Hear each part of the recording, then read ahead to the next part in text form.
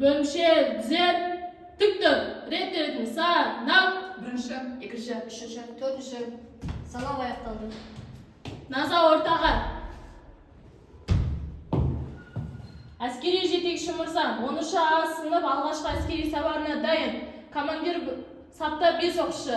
Бөлімше командирі Елхан Лаура. Саламатсыздар оқшылар. Саламатсыз әскери жетекші мырза. Ерді тұр. Бөлімшеге амайды сападыңыз. Қоп болады. Бөлімше түзел. Тік тұр. Бөлімше оңғы. Бөлімше солғы. Bölümşe o ve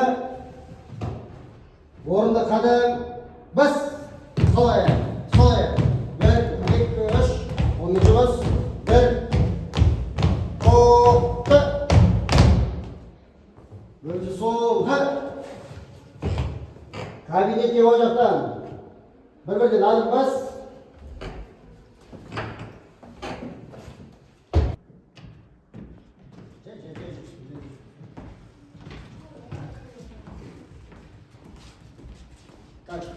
Құрметті оқушылар, мен сіздерді қазір шеңбер жасап, бүгінгі сабақтың психологиялық ахуал қалыптастыру мақсатында осындай цифрлық куб ұсынамын. Осыны телефондарыңызды дайындап, QR-да оқитындай телефондарды алып келіңіздер. Оқушылар, қазір сіздерге цифрлық кубты ұсынамын.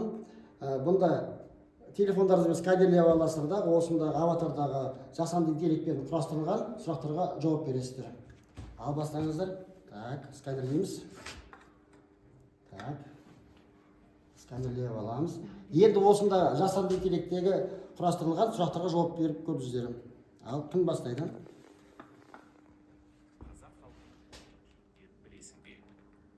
Қазақ халқының ұлттық киімдерін білесің бе? Так, ал енді осы сұраққа жауап беріңіз. Қазақ халқының ұлттық киімдерін білесіз бе? Қандай ұлттық киімдер бар бізде? Кимешек. Кимешек дедіңіз. Сәукеле. Сәукеле. Қыз балалар, не? Так. Ер адамдар?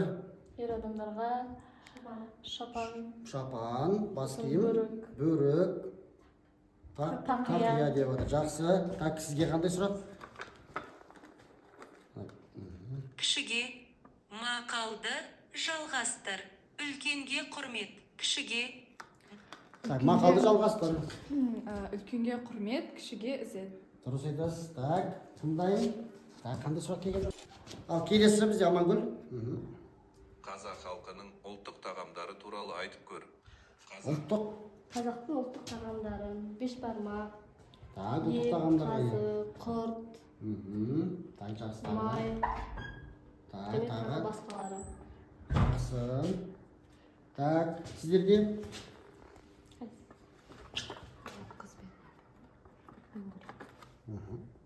Қазақтың салт дәстүрлері туралы не білесің?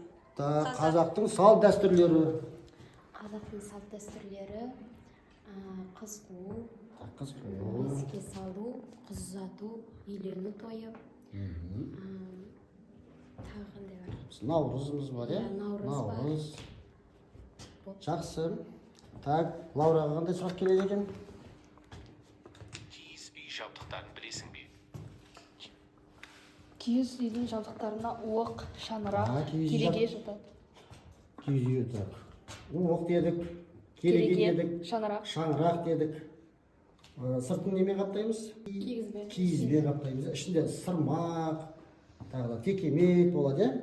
Қазақ халқының салт дәстүрлерінен келіп отыр, е? Ұлттық дәстүрлерімізді білуіміз керек. Енді оқушылар бізде сәуір айы еңбекқорлық пен кәсіби біліктілік айы. Енді болашақта мамандық таңдаған кезде, үлкен өмірге қадам басқан кезде сіздер осы біздің салт дәстүрлерін жалғастыратындай еліміздің азаматы болады деп ойлаймыз. Ал құрметті оқушылар, келесі бізде фонарик әдісі арқылы топқа бөлінеміз. Сіздерге карточка таратылады. Осы карточканы фонарик әдісі арқылы қандай асып келгенін, қай топқа баратыныңыздарды анықтайсыздар. Так, фонариктеріңізді қосыңыздар. Қандай түске, қандай топқа бөлінесіздер. Так. Жақсы. Фонарикті түсіріңіздер. Қандай түс? Жасыл түс, Сары. сары түс. Жасыл. Сары.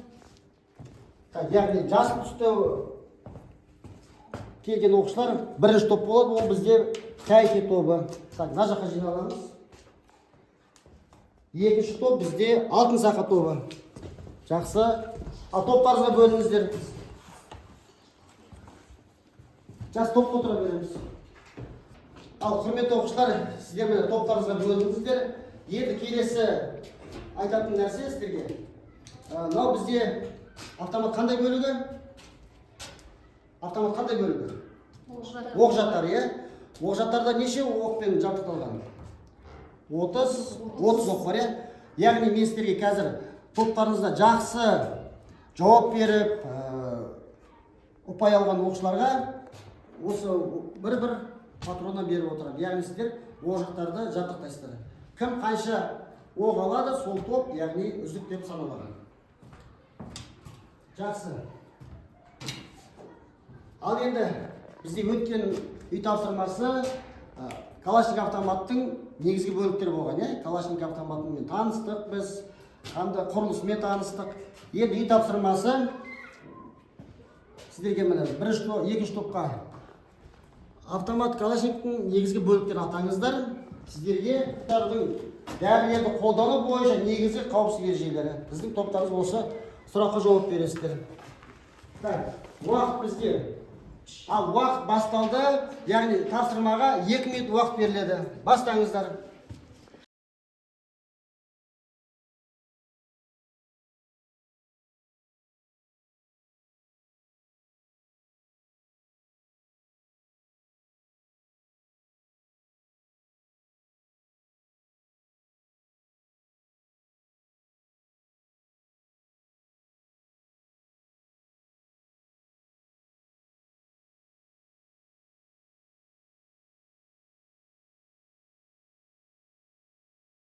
Так, уақыт жақындап қалды, 10 секунд қалды, 3 секунд қалды, 2 секунд, 1 секунд. Тоқтайды. Так, бізде бірінші болған топ, яғни бірінші қол көтерген. Қалғандар қарап отырыңыздар. Алтындай. Бірінші топтың қару-жарақты және оқ-дәрілерді қолдану бойынша негізгі қауіпсіздік ережелерін атаңыздар. Ең бірінші, қару әрдайым мұқталған деп есептелуі керек. Оны ұстағанда біреуге бергенде абай болу қажет. Ату алдында, артында, яғни айналасында не бар екенін білу қажет. Қаруды адамдарға немесе қауіпсіз емес бағытқа қаратып ұстауға болмайды. Тек атуға толық дайын болғанда ғана саусақты шүртпеге қою қажет. Жақсы. Адамға бағыттамаймыз. Қару әрдайым сақтандырғышта тұру керек. Жақсы отырамыз. Алтын сақа тобы қорғайды. Алтын сақа тобы қорғайды. Сұрақ айтасыздар, мен уақытты жіберемін. Бастаңыз. Автомат Калашников 74 автоматтың негізгі бөліктерін атаңыздар. Негізгі бөліктері оқ жаттар, оңғы қорабы, оңғы тежеуіш композиторы, тежеуіш компенсаторы, қайда? Компенсаторы бекітпе жақтауы, дүмбі, газ түтігі, пенал, көздеу аспабы, тапанша сабы, бекітпе, сүмбі, қайтарма механизмі. Жақсы оқушылар. Ал құрметті оқушылар, бірінші тапсырма бойынша, яғни тапсырмасы бойынша бізде бірінші жауап берген тайки тобы осы бірінші жаңағы бізде үй тапсырмасы бойынша, яғни бір патрон тайки тобының пайдасына кетті. Так, мынау патрон сіздерге. Ал құрметті оқушылар, сіздерге қазір бір бейнебаян ұсынамын, соны тамашалаңыздар.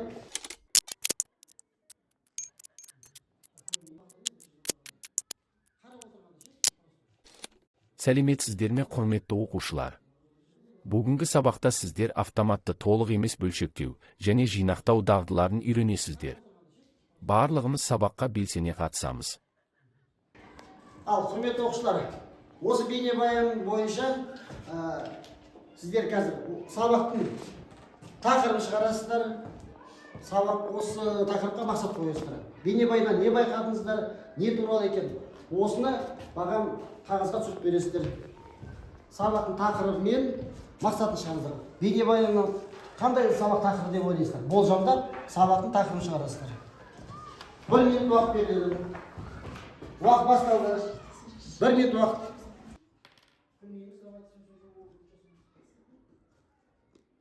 5 секунд уақыт қалды.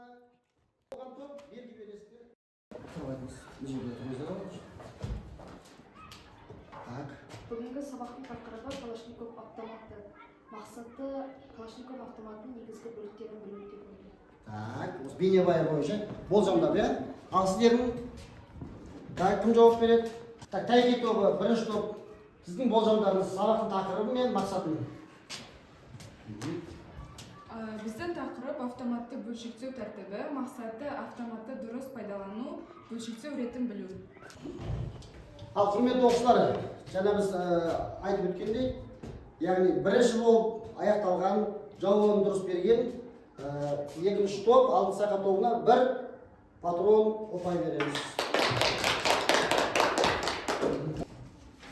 Ал құрметті оқушылар, бүгінгі сабағымыздың тақырыбы негізі Калашников автоматын жартылай бөлшектеу және құрастыру. Сабақтың мақсаты автоматты жартылай бөлшектеу және жинақтау тәртібін үйрену. Калашников автоматын атқаратын қызметін, бөлшектер мен механизмдер патронның құрылысын танып білу, қару мен патронды қолдану кезіндегі негізгі қауіпсіздік шараларын сақтау. Ал құрметті оқушылар, бүгінгі күнді дәптерге жазамыз, сабақтың тақырыбын жазамыз. Күнде сабақта. Ал құрметті оқушылар, автоматты бөлшектеу толық және толық емес болуы мүмкін. Толық емес бөлшектеу автоматты тазалау, майлау, тексеру үшін. Ал толық бөлшектеу, егер автомат қатты ластанып, қардың жаңбырдың астында қалса, не жөндеу кезінде автоматты, яғни толық бөлшектейміз. Автоматты толық емес бөлшектеу үстел үстінде таза материал төселіп жүргізіледі. Ал назар аударамыз. Автоматты бөлшектеу тәртібі, яғни бірінші оқжаттарда бөлшектейміз. Одан кейін оқ қалды ма, бар ма жоқ тексереміз. Шүріппені басамыз. Дүмиясын пеналды жабдықтармен шығарамыз. Сүмбіні бөлшектейміз. Тежеуіш комиссаторды ақтып аламыз.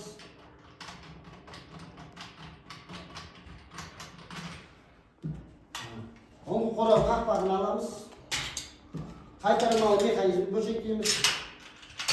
Бекітпе жақтауын ақтып, бекітпені бөлшектейміз. Газ түтігін аламыз. Сақталатын тәртібі, яғни бөліктер бір-біріне тимеу керек. Тәртіп бойынша бөлшектейміз. Жинақтау реті қалай бөлшектейді, сол кейін жүргізіледі. Бекітпе жақтауына қоямыз. Бекітпе жақтауын оң қорауына саламыз. Қайтармалы механизмді оңғы қорау қақпағын жабамыз, орнына қоямыз. Шүріппені басамыз.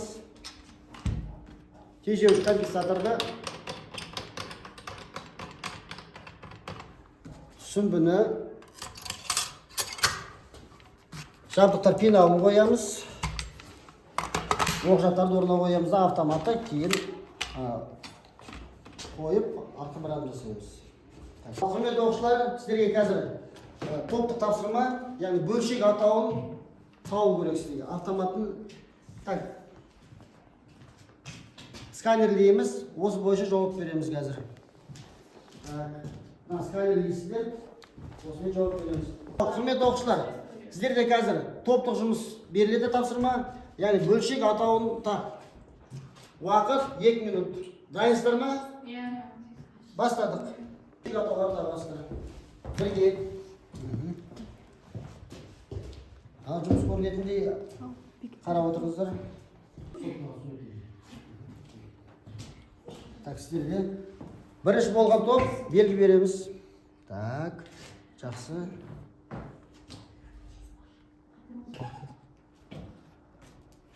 Так, кім болды? Так, жақсы. Так, сіздер аяқтадыңыздар. Так, уақыт бізде 1 минут. Так, уақыт болды 1 минут 6 секунд. Яғни алтын сағат тобы бірінші аяқтады жұмысын. Так, қателіктер бар ма екен? Көрсетесіздер. Так, бәрі дұрыс. Жақсы. Так, сіздерде? Так, қателіктер бар ма? Жоқ. Так, бүкіл таптық. Жақсы. Ал құрметті оқушылар, топтық жұмыс бойынша бізде алтын сақа тобы үздік болып бірінші аяқтады, яғни 1 минут 6 секундта жұмыстарын аяқтады. Бір оқпен марапатталады. Ал құрметті оқушылар, сіздерге қазір карточка таратылады. Бұл карточкада автомат бейнеленген, яғни әрбір сарбазда өзінің бір жеке қаруы болады ғой. Сіздерге әрқайсысы бір қарудан, яғни бір карточкадан беремін. Карточка ұсынамыз, бір автоматтан. Бұл енді жай ғана карточка емес, екінші бетінде цифр орналасқан, жазылған цифр.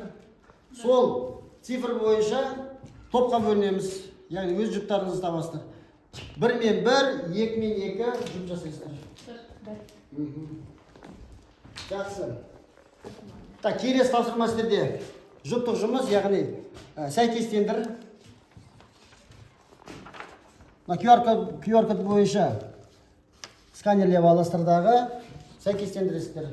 Ал құрметті оқушылар, тапсырма бойынша 2 минут уақыт беріледі. 2 минуттың ішінде кім жақсы көрсеткіштер, сол маған көрсетесіздер. Қандай көрсеткіш жақсы болады 2 минут ішінде? Может, бір рет істегенде 30 секунд, 1,5 минут, сол ең күшті уақытты маған айтасыздар. Дайынсыздар ма? Дайындал, баста. Уақыттарыңыз бар, 2 минуттың ішінде. Дұрыс. Ал құрметті оқушылар, бізде соңғы тапсырма, яғни білім сынағы әдісі бойынша әр оқушы автоматын бөлшектейді, яғни уақытқа, карточка бойынша. Так, бұл бізде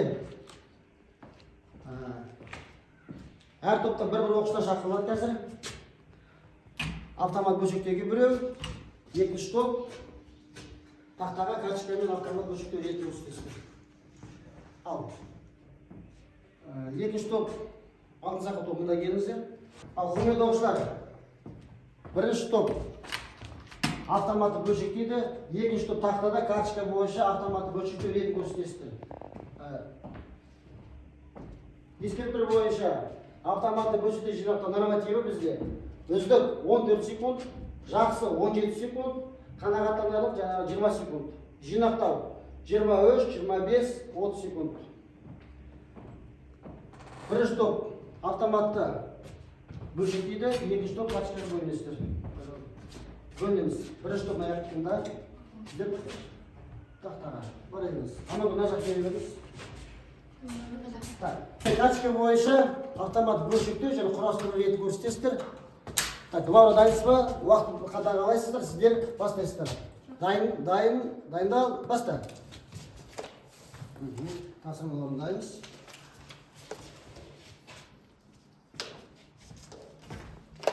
Так, уақыт қадағалап отыр. Жақсы, тапсырмаларын дайыныз.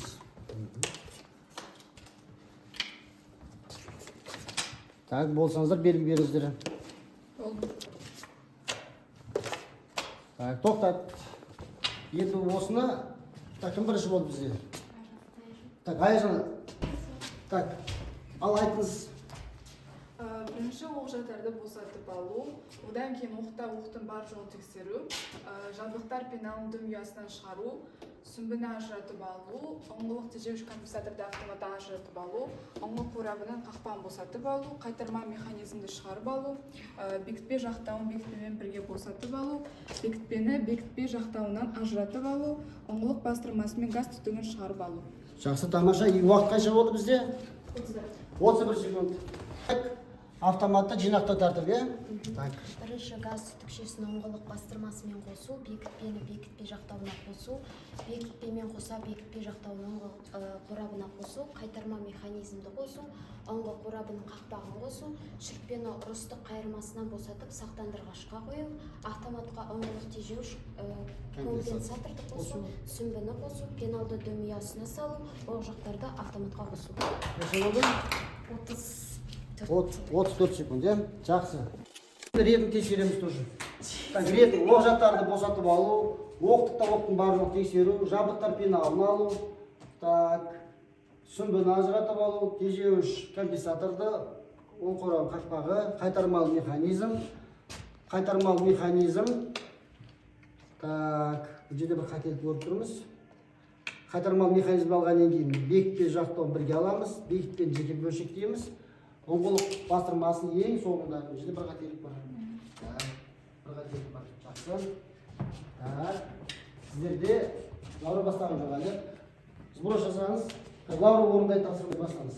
Уақытқа.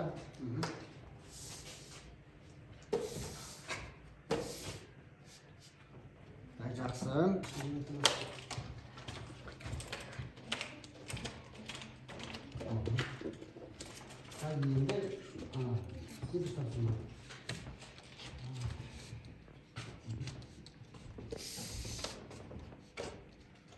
так, болдыңыз ба? Бұл жерде. Так, оқ жақтарды өзіңіз айтып тұрыңыз. Оқ жақтарды босатып алу, оқтың бар жоғын тексеру, жабдықтар пеналын дөмиясынан шығару, сүмбіні ажыратып алу, оңғылық тежеуіш компенсатор автоматтан ажыратып алу, оңғылық қорабының қақпағын босатып алу, қайтарма механизм шығарып алу, бекітпе жақтауын бекітпемен бірге босатып алу, бекітпені бекітпе жақтауынан ажыратып алу, оңғылық бастырмасын газ түтігін шығарып алу. Өте жақсы. Уақыт 29 секунд. Өте тамаша, жақсы көрсеткіш. Автоматты, Лаура дайынсыз ба? Иә. Автоматты жарықта бөлшектерді баста.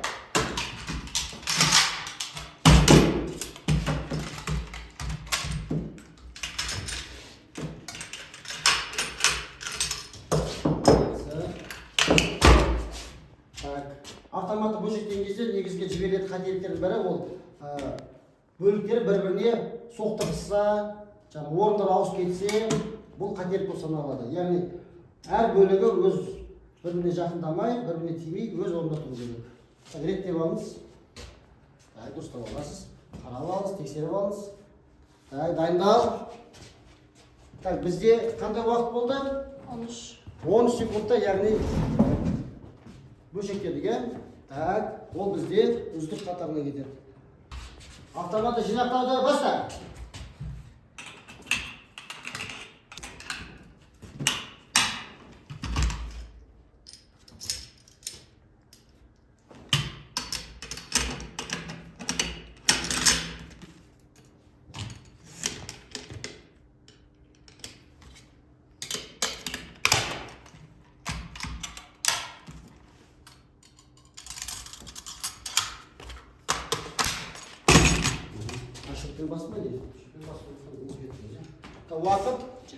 Уақыт 25 секунд. Яғни бізде бұл норматив бойынша Өте жақсы. Так, жақсы.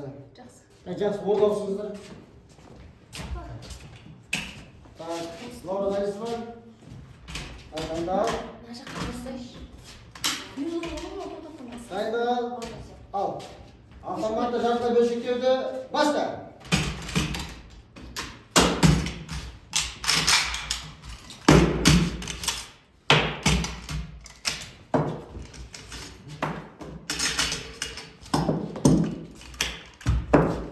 Тоқтат. Уақыт 15 секунд. Так, бұл жерде енді автомат бөлшектелді, бірақ орындарынан реттеп алыңыз. Баста.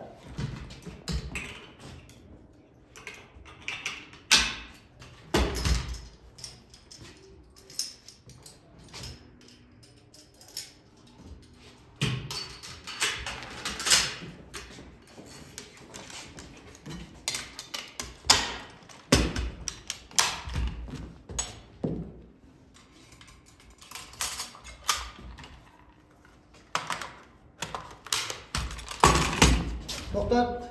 Уақыт қанша болды? 29. 29 секунд. Ол бізде қандай? Так. Жақсы. Жақсы. Қанағаттан ол 30-дан төмен ғой. Яғни жақсы деген ұпай. Жақсы отырамыз. Ал құрметті оқушылар, жеке жұмыс тапсырмасы бойынша, яғни автоматты жартылай бөлшектеу жинақтау реті, карточка бойынша жұмыс бойынша бізде автоматты жартылай бөлшектеуден бірінші топ Тәйке тобынан Амангүл үздік уақыт көрсетті, яғни 10 секундта автоматты бөлшектеді, 23 секундта жинақтады, яғни бір патрон беріледі.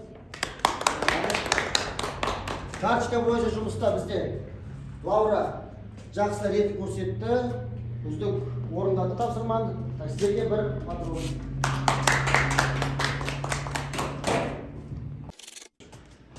Ал құрметті оқушылар, сабағымыз аяқталу жақындап қалды. Үй тапсырмасын жазып алыңыздар. Үй тапсырмасы 69 бет, оқулықтан 69 бет. Үшінші сұраққа жауап бересіздер. Үшінші сұраққа жауап береміз. 69 бетте үшінші сұраққа жауап береміз. Жақсы. Сабағымыздың соңында сіздермен кері байланыс жасаймыз, яғни ревизия. Мұнда назар аударыңыздар. Бүгінгі сабақтан алған өздеріңіз ойларыңыз, сабақ қалай өтті, сол бойынша жауап бересіздер.